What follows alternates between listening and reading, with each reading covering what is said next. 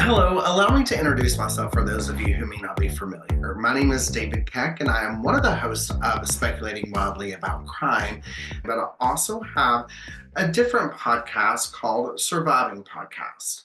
Each week, I dive into deep conversations with inspiring guests who share their story of trauma and recovery through it. As the holiday season approaches, we here at Speculating Wildly About Crime did not want to leave you empty handed. So we thought we would have a special treat for you. What makes this particular episode so special is the guest is none other than another host of Speculating Wildly About Crime, Dana. I sincerely hope that you find it gratifying and inspiring. On behalf of the entire Swipe Pack team, I would like to extend our warmest wishes of a joyous holiday season. May it be filled with love, laughter, and personal growth for each and every one of you.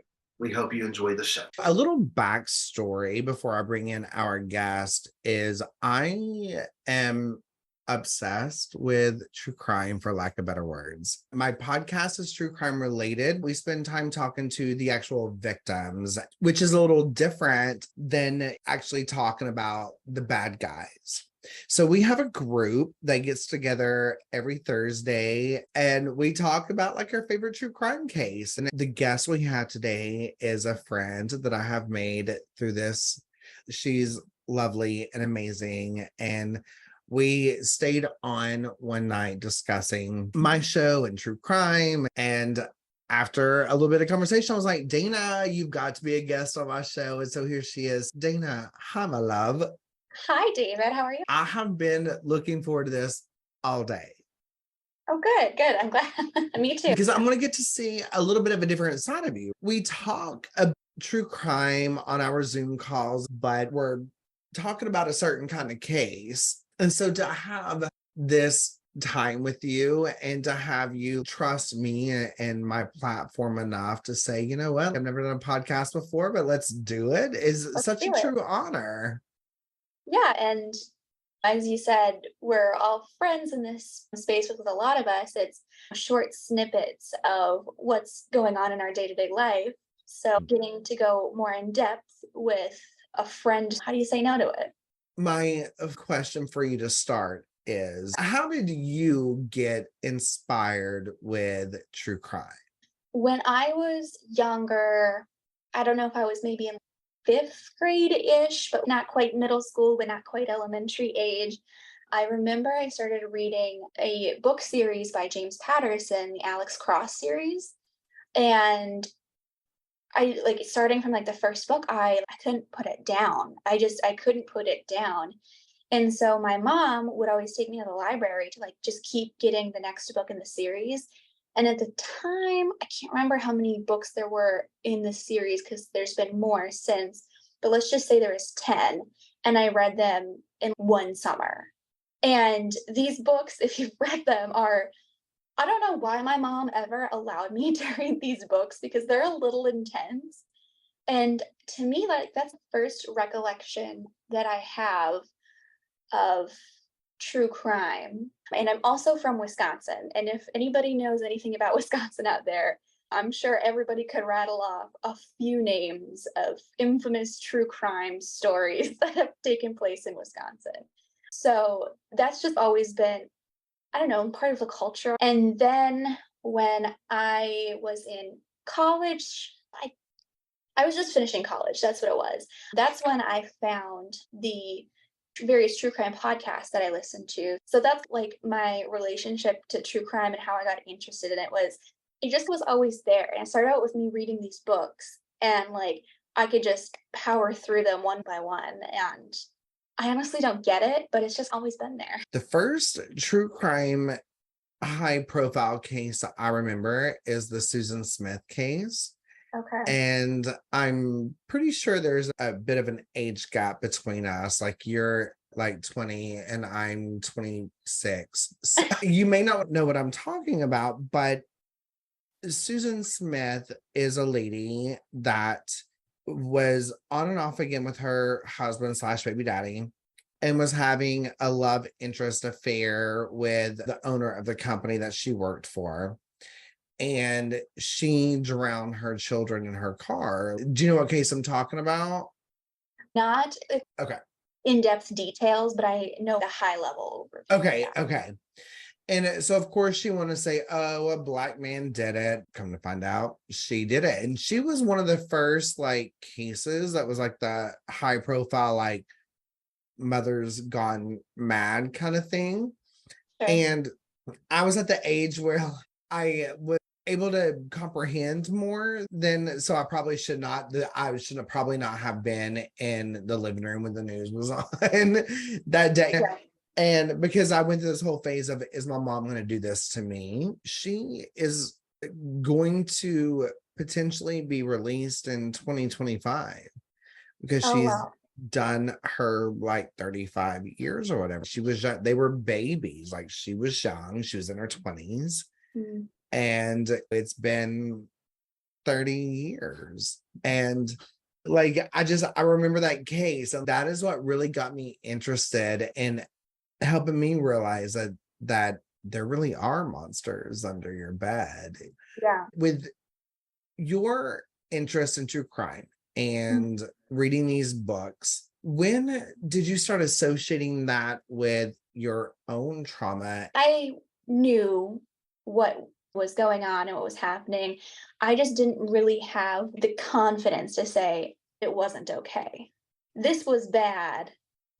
And to add that distance of it doesn't matter, like you didn't do anything, you don't, if that's the right way to put it, of the true crime portion made it seem to me of, yes, you have these horrible, awful stories that are unimaginable, but then you also have some stories where you can say these small things that happened were also not okay.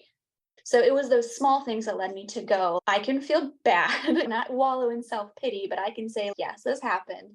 It was not okay. And I can grow and move on. So did the true crime aspect side of things, was that kind of validation for you of, okay, this does happen to people, like it's okay for me to feel these things?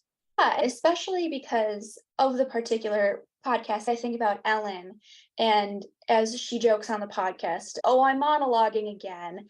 And it made me realize that it's the small things that matter, and it's okay to feel those feelings. You are valid. It doesn't matter if somebody else tells you you're not valid. If you feel those, you feel them. I think about Ellen quite a bit, honestly, to how she quote unquote monologues and how it's, yes, you're saying what I'm feeling and thinking. Thank you. Yeah, 100%. Like I actually texted her the other day and I was like, those monologues helped me realize that I'm not alone in this crazy ass feeling that I'm having right now. And I need that. I need that Yeah. validation. I need those moments of realizing that I'm not alone. Do you Yeah. mind to us the age that you were when your trauma happened and what the trauma actually was? Sure. This was back in, I want to say 2016. So I think I was 18 when I met my boyfriend at the time. Obviously, we're no longer together. I was a sophomore in college. And classic story of how we met, good old internet, online dating for younger people. And I think at the time when we started dating, he was a 24 or 25. So he was a little older than I was. And so we started dating. And think I remember like one of our first few dates was like a Halloween party. So somewhere around that time is when we started dating. And of course, you're young, everything's new, fresh. So the rose-colored glasses were very rose-colored. The first time I think was probably that December because he had family living in the South, like Georgia, South Carolina area. And we went down there, and I'll admit, nobody please do that. Please don't go on a cross country trip with a guy you'd only been dating for 2 months. But we grow, we learn. And I was meeting some of his family for the first time. And his stepdad berated me at dinner, and he was like, you need to prove to me that you love him. You don't need to prove anything to him. It's me you have to prove to yourself to. And that was the first time when I was like, this is odd and strange because I don't know you. We hadn't even said I love you yet together. So I have to prove I don't even know if this is going anywhere. And so then in late January, February is when he started showing some anger signs that I had never seen before in a intimate relationship like that. So he was coming to visit me when I was in college, and there was like this big conference that my degree program had. And we were at like this closing reception. And because I was underage, but it was held at a bar because it was like a conference reception. So it was a little looser on the rules. And I was like, all of my friends from my degree program are here. Just come meet us. We'll hang out. And he did. And we were hanging out with my friends. And I don't know if what his emotions were, but we were talking about things in our degree program. So a little niche kind of topics that he couldn't really enter the conversation with. So I don't know if maybe that made him feel bad or insecure. I can't speculate. And then we were on our way back to my apartment, which was pretty much right across the street. And as we were getting into his truck, I realized, oh, he's mad. He's like really mad. And I don't know if it was because he felt insecure or if we were out too late. And he ended up punching the steering wheel of his truck over and over and over again until his knuckles bled. And he drove a Ram truck. So the emblem on the steering wheel was like the Ram head and it was protruding. So he's just punching the steering wheel over. And I'm just like jaw on the floor. What do you say? What do you not say? And I just remember like, going back to the apartment and trying to like, we're going to bed, period. So then we just shut it down from there. But I'm like, I'm 19 and these rose-colored glasses work pretty well. So we just moved past it, whatever. Over And that then, first red flag, right? of course, why would you ever pay attention to the first red flag? And especially at 19 or 18, whatever I was. So things had been good for about, I don't know, a yearish, 2 years. I think it was around 2 years where we ended up living together after a year. Things were pretty good. And then, like clockwork, I had a gut feeling, and I'm a big believer in trust your gut. And I did the thing that you're not supposed to do, and I looked at his phone. And of course, I found exactly what I was looking for because the tale is old as time. And of course, I ended up confronting him about it that night. And I remember that his first question was, so you looked through my phone? And I just looked at him and I said, yep, I did. We can loop back to that, but this is what we're talking about right now.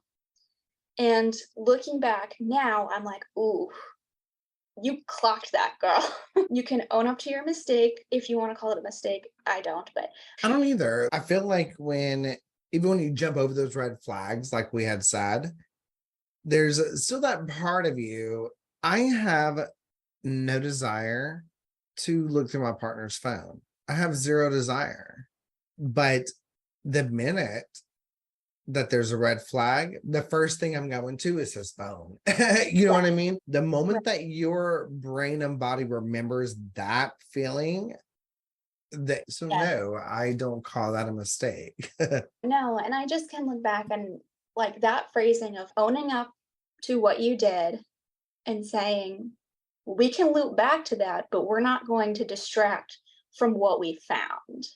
And if you want to loop it back to like my true crime podcast, that's something that Ellen talks about a lot of, do I dare say starving the narcissist?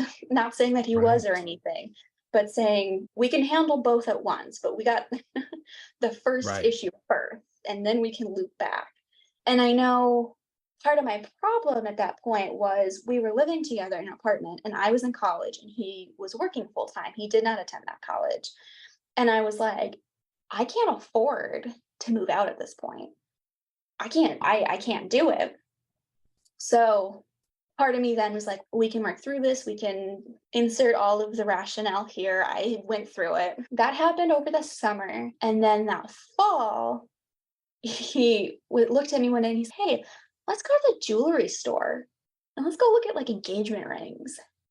And I'm like, Sure, great, love it, sounds good. And we go, and then the whole time the football game is coming on in an hour. We have to get going. The football game's coming on in 45 minutes. We got to get going. The football game's coming on in a half hour. We got to get going. And now looking back, I'm like, you're the one that wanted to go, and now you're rushing me. And I'll loop back to this a little later, but it was just like so weird, honestly. But part of me was also like, great. So he sees engagement, da da da da da. Okay, great. We're headed in the right direction after the speed bump, right? And so then it was a few months later, we had decided that we were going to move from the apartment we were staying in to a townhome. And before we did that, there was a night he was going to go to the bar after work with some of his coworkers for a drink. And I said, just keep me like posted for dinner. If you're going to eat there, that's fine. Just let me know so that I can provide food for myself. And then I didn't hear anything for a while. And then he finally texted and was like, oh, sorry. Yeah, I had a burger at the bar or whatever, but I'll pick something up for you on the way home. And I'm like, okay, fine. At least he's recognizing that was crappy to do after I specifically told you, I don't care. Just let me know. And he stopped at a convenience store on the way home. He got me a bowl of the pre-made mac and cheese and a bacon wrapped like little steak thing. And that was so deflating to me because I hate pre-made mac and cheese and I don't really care for bacon wrapped meats because to me, the bacon always seems undercooked. So when he brought that home for me, I was so dejected because I'm like, it's been like 2.5 years, and you don't know anything about me. And then to make up for him pissing me off a little bit that night, he bought me lilies to make up for it. And that sent me over the edge because one, I don't care for lilies. They're like one of my least favorite flowers. And I used to work at a florist, so I was very passionate about that. And two, I have a cat, and lilies are very poisonous to cats. Oh, I didn't know that. Yeah. And I was just like, in the Easter lily is not good for cats. And so I was just like, so to make up for you, not knowing anything about me, you proceed to buy flowers that I notoriously, and it was like, honestly, felt, have you ever had an inflated balloon and then just let it go and it just like flies all over the room until it falls on the ground flat and sad? I'm like, oh, that was me. This sad balloon just flying through the air. And then we moved to this townhome and we were approaching 3 years at this point together. And this is where it all really fell apart. And it got to the point where I knew it was over. He knew it was over. And finally, I got the text, we should talk when you get home from work, right? The infamous text. And we break up. I'm devastated. He seems to be fine. Come to find out later, he was still cheating. So, of course, he's fine. And then at that point, he was working like 3 hours away during the week and then would come home on the weekends. And I had graduated college at that point, so I was just going to work every day and coming home.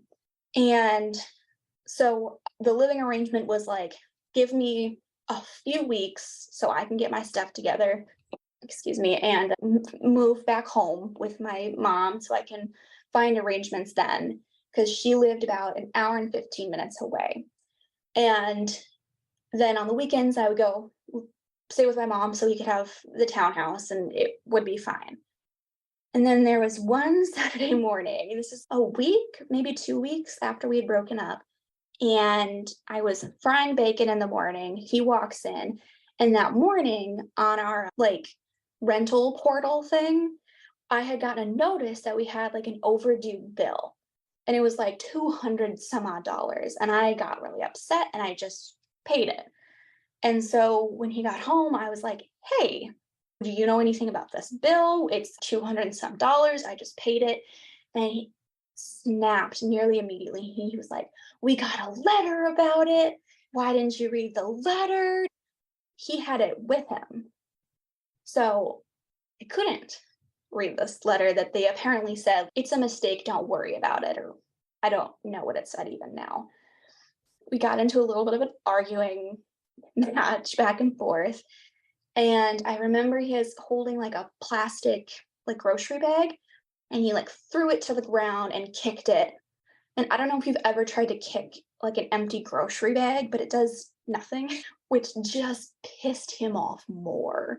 And so he turned to the wall next to him and just started punching the wall over and over.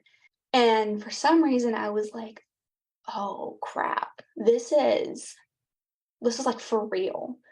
And so I scooped up my cat. We like ran into the bedroom and locked the door. And I heard him get in his truck and speed away. And then I picked up the phone to call my mom. And once she answered, all I got out was because I was crying so bad. And my mom was just like, I'm on my way. She just knew instantly. At that point, I was already freaked out, whatever. And my mom, it took her like, I don't know, 10 minutes to get in the car and head out. And during that time, he had come back to the house and was like pounding on the door to the bedroom to let him in. And I did for whatever reason. I don't know why to this day. But as he's standing there, my mom calls me back to say I'm on the road or something. And this is blurry, to be honest. But he's standing in front of me and I'm on the phone with my mom and I don't want to say anything to like either one of them because I'm afraid of what he's going to do. And my mom is going to ask about my safety. And the only thing I remember is saying, yep, no, yep, to my mom. And eventually she says, do you need me to call the police? And that was the longest, it feels like to me, being like, she knows that I'm a chatty Cathy. And so me just saying, yep, nope. Yeah. Something is. The short answers say a lot. Yeah. Yes. And so once I got off the phone with my mom, he also realized what was going on and was like, do I need to leave? And I said, for your own safety, I think you should. Because my mom, she loves her children. If he was there, I'm sure she would have let him know what she thought of the situation. So anyway, yes, my mom comes and we pack up as much as we can. She takes my cat. Want to make sure he's good. And I think I went home with her that weekend? Honestly, that whole weekend is a blur. But that following Monday, I drove 2 hours to work because I was living like 45 minutes from where I worked and on the opposite side from where my mom lived. And I went into work that day and I sat down with my bosses and I was like, listen, some stuff happened. I gotta go. And these were two men. I'm so sorry, but they were two men. And they just did not understand what I was trying to say. And then the kind of like the mom of the employees of my coworkers that day at lunch had noticed I was acting weird. And she literally pulled me off to the side at lunch and was like, how hard did he hit you? And I didn't say anything to her. And I was just like, ugh, when she asked me that, because it was just like that motherly intuition that she had. And she just told me, like, I'll explain to the guys. You don't have to worry about it. So I'll always be thankful to her that she got it. And then I did work the rest of that week because I'm like, they were totally fine if I wanted to just quit. But I'm like, no, like, it's fine. I don't want to leave you guys. My pride took over. But that rest of the week, he was working 3 hours away, like I had mentioned. And every night when I would go to bed, I had to lock the bedroom door, sleep with the overhead lights on. And that townhouse had the bedroom right over the garage. And I swore I could feel like the garage door opening, like whenever the fridge turns on or whatever. And I'd be like, and every time a car drove by, I would have a mini panic attack. So every single time I was like, oh my God, oh my God, oh my God. Eventually I went into the guest bedroom and it was totally fine. Because I was away from the road. I was not over the garage anymore. And it was just like, I could feel peace. And then once I removed myself from that, I got a lot better and I ended up buying a house and I got a good job and like things fell into place for me. And now we bring ourselves to 2022, the summer of 2022. I'm like, I'm going to try therapy. I think that'll be good for me. And a few sessions into this therapist, I'm revisiting this conversation and just revisiting the thing of, I never thought this would happen to me. It really taught me that whole conversation. And I'm relaying this whole story to her. And this therapist via Zoom essentially looked at me and was like, I don't know why you got so upset. It's not like he hit you or anything.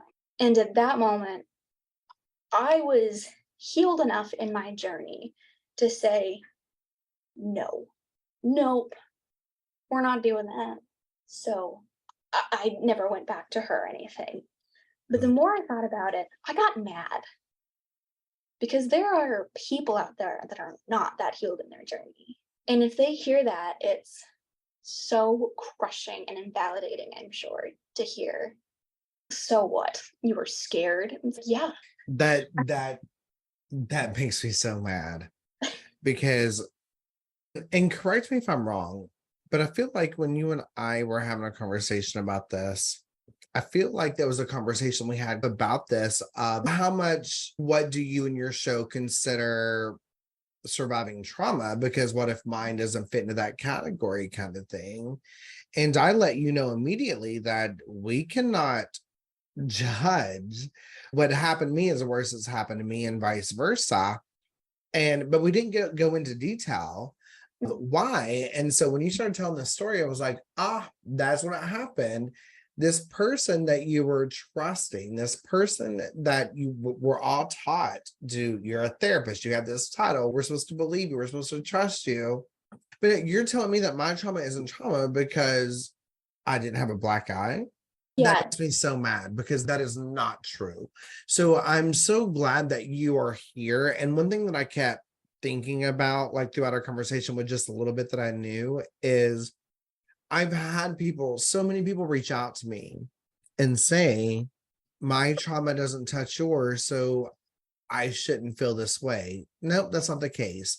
One of the reasons I was so excited about having you on is because for those people that feel like their trauma doesn't matter, regardless of the size, because I've had people that have been stabbed and have said, my trauma doesn't matter because it was just a puncture wound.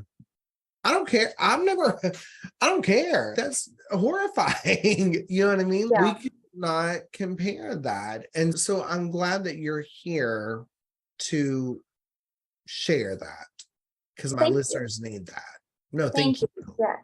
And after you had told me, like, oh my gosh, you should come on to my podcast, I'm not going to lie, it took me a few days to say, is he just being polite?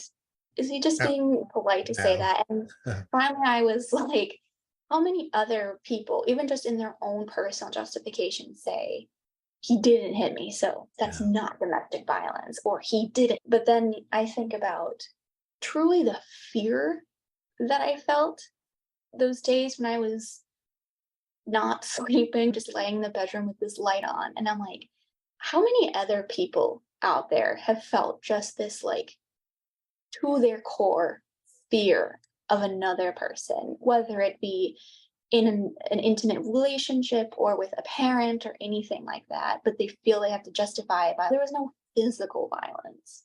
That mental violence that I'm sure so many of us have faced is worth talking. I guess that was 100%. There is not a feeling that I know scarier than, and that people that I've talked to, regardless of what their trauma is, the scariest feeling is to not feel safe in your own home. Yeah, definitely. Yeah. Regardless of what made you feel that way, regardless if it was you as a child hiding in a closet while your mom and dad screamed at each other, it doesn't matter. To not feel safe in your own home is the most terrifying thing.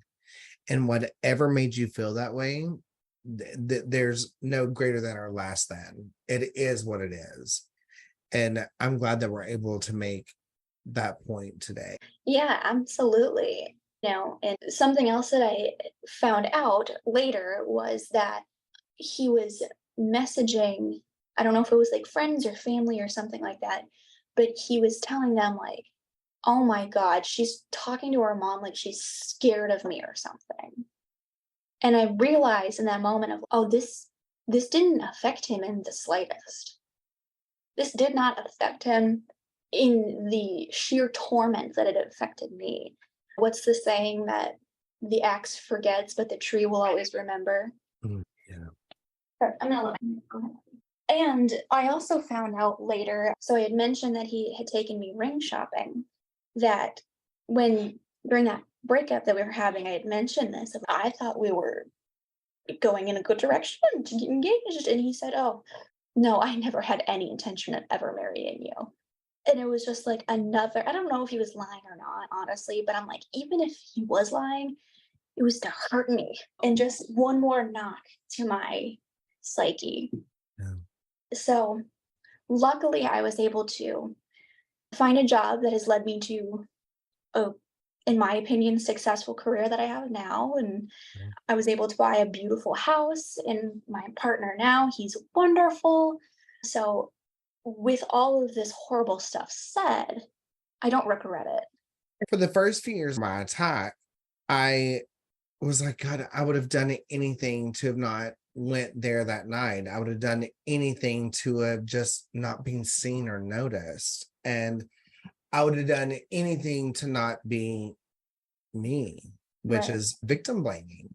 And then recently with my platform growing and people messaging me about the lives that I'm helping change and inspiration that I'm giving, I wouldn't trade what happened to me for anything because I found the good in the ugly. I'm helping people, which has brought on this whole, I don't want to say new passion. It's a passion I've always had, but it's on I never thought about having a podcast. I never thought about doing anything like this. And now I wouldn't change it for the world.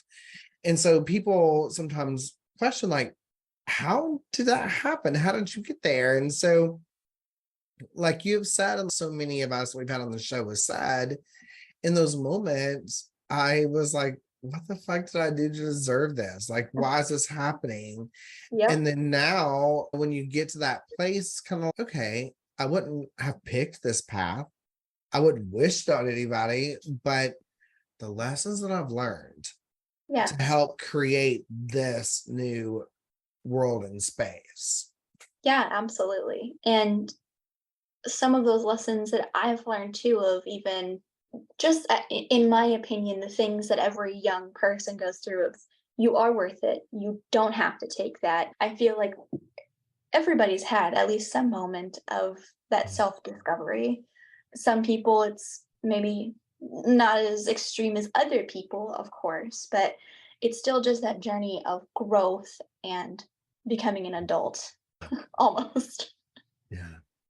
I'm I remember when I was at work and I got notification that you had scheduled. And you're right. Like it was like almost a week after I sent you the link. And Mhm. after a few days, I was like, she's just not ready. And that's okay. Maybe a few more times of us hanging out and talking. So this link was sent to her. She knows the door is open. We're good.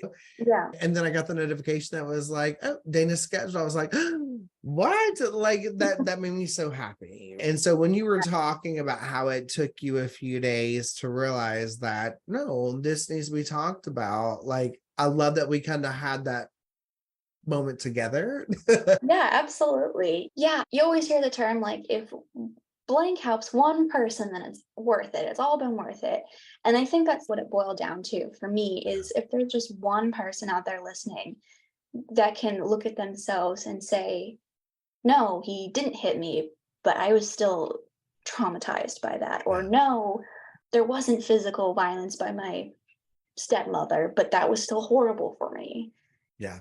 And I will say one thing that I'm really excited about is, for lack of better words, and excited as in helping people, right? Mm. But a lot of the cases that I have covered has been death and suicide or drug related or sexual assault. And it's not ever always, even though the mental aspect and all that plays a factor, absolutely, but that's not ever been the main focus. But What I think is so great about this and you being on today is I've had so many like college student females reach out to Mm. me that they listen to my show, and their emails of them saying, in your opinion, David, do you think this is abuse? Because he's not touched me, but he punches the steering wheel.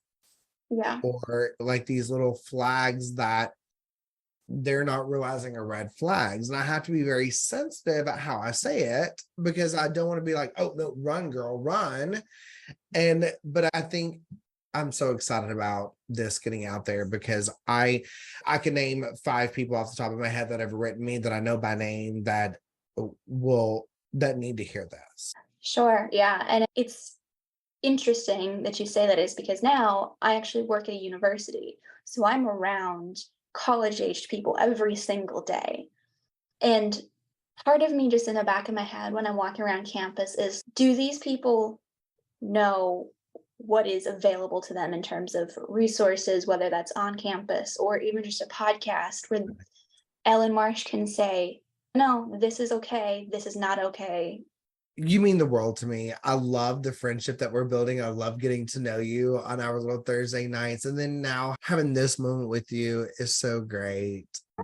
One thing that I love about the community and platform that I'm building is we're all just so loving and so supportive. And we have people that will message in our Facebook group, and we have the main page that it just advertises kind of what we're doing, but we also have the Surviving Abuse podcast discussion group, which is invite only, so that way people can say something in there and it's not just plastered out all over the place. But people will message and be like, you know what, today's the anniversary of, or today I was a little triggered with something, or can I just vent for a minute? And no one has ever been negative to they've always, I love watching that. And I would love if you're not a part of that discussion or page, like I would love for you to join and be a part of it, because there are people in there. Like your story is taken, like I have nephews that are college age, right? And then, but when I see their girlfriends and then, or my godchildren or their friends, not that it's just only a female that can be abused in some kind of way, but like I see them and I see how that one boyfriend or one girlfriend could, that one statement from them could be what sticks with them forever. Yeah, absolutely. Absolutely. And at least in my case, I had a lot of friends and family that were like, what? He's such a great guy. Yeah. And you hear that, and it's for the 2 hours that we were hanging out with you guys until you realize that I've been with somebody for almost 3 years and he doesn't know a thing about me. Yeah. He does not know the basics about me. And that is, even just that is so sad. Yeah. Don't you want a partner that even just knows what kind of food you like? It's like for lack of better words, I feel like we always say those small things, but I don't believe in small things. Like what we categorize as the small things are the biggest things to me. From an outsider looking in, my love for Reba McEntire is probably nothing to them, but my love for Reba McEntire is everything to me. You come to me and you want to have a conversation about the song she just released, or you got me a ticket to see her in concert, or like that, I will pick over a Maserati.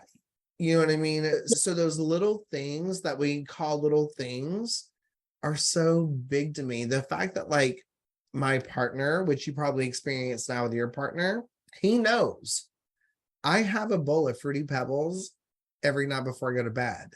If I came home and he was like, oh, I didn't get Fruity Pebbles, but I ordered mini wheats, then I do Fruity Pebbles. You know what I mean? Yeah. Those little things are big to me. Yeah, and not to toot my own horn a little bit, but I'm a pretty good cook. So food is something, and just my family in general, I'm sure you're the same, of food has been a very centralized thing in my family, and it's something I do fairly well and enjoy. So it's like this plasticky Velveeta mac and cheese. Oh, really?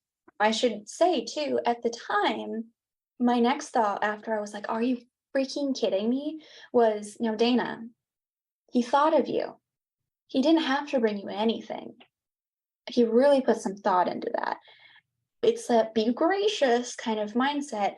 And now looking back, I was like, no, he couldn't just tell me he was going to get food at the bar.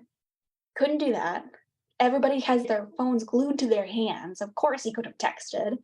And then he didn't know anything about me enough to even just like the $1 cheeseburger would have been infinitely times better than what he did get. So now that I am where I am now, I can say, screw that. Screw the thought. There was no, not to compare, but I'm going to compare. My partner Please. now, he will find like a Carmelo at the Walmart checkout line and will be like, I bet Dana would like a Carmelo bar today. And to me, that's the thought that counts. I will fight you over the Carmela bar. I will Well, fight you. If it's the last one, I will fight you.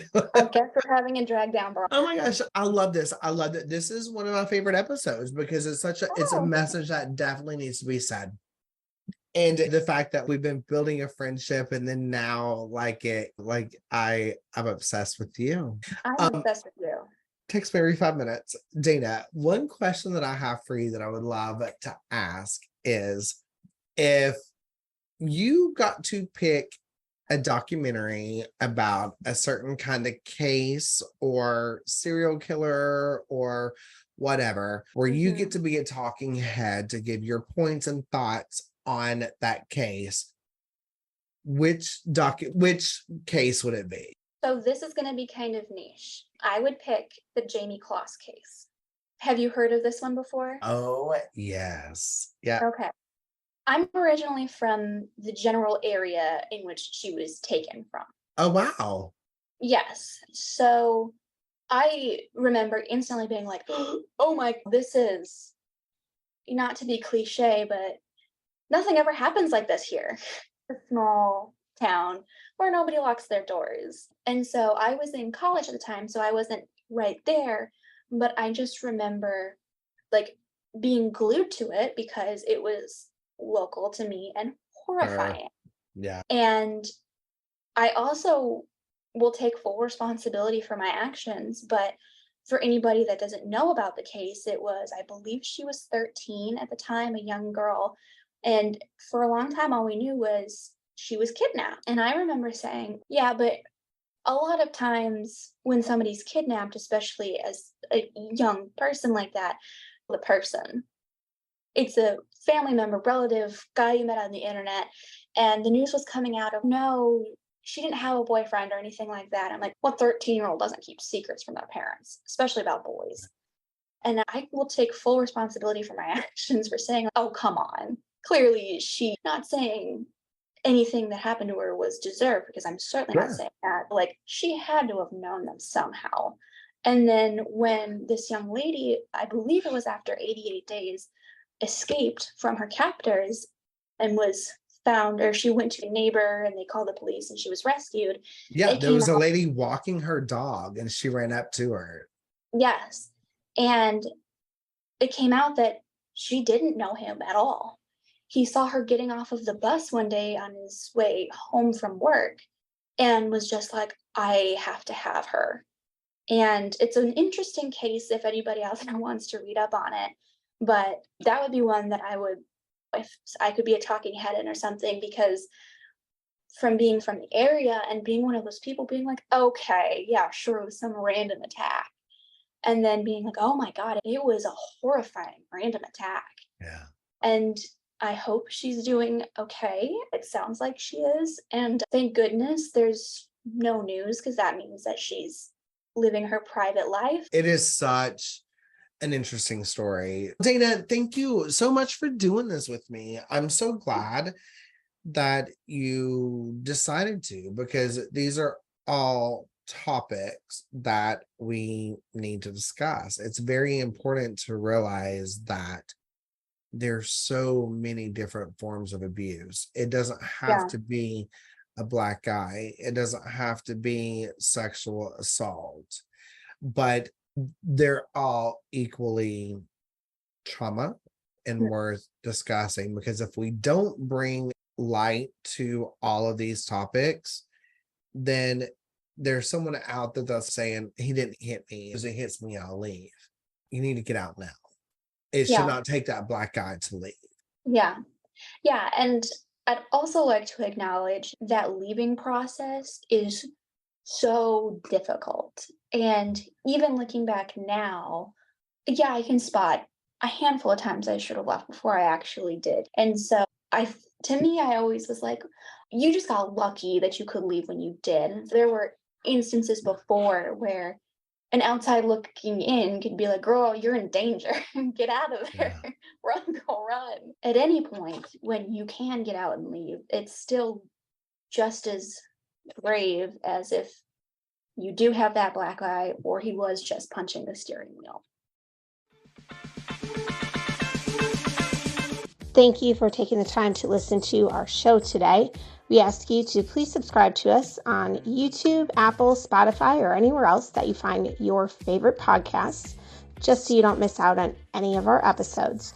You can also find us on Facebook, Twitter, Instagram, and TikTok at SWACPod, SWACPOD, or you can contact us via email for questions, comments, or case ideas.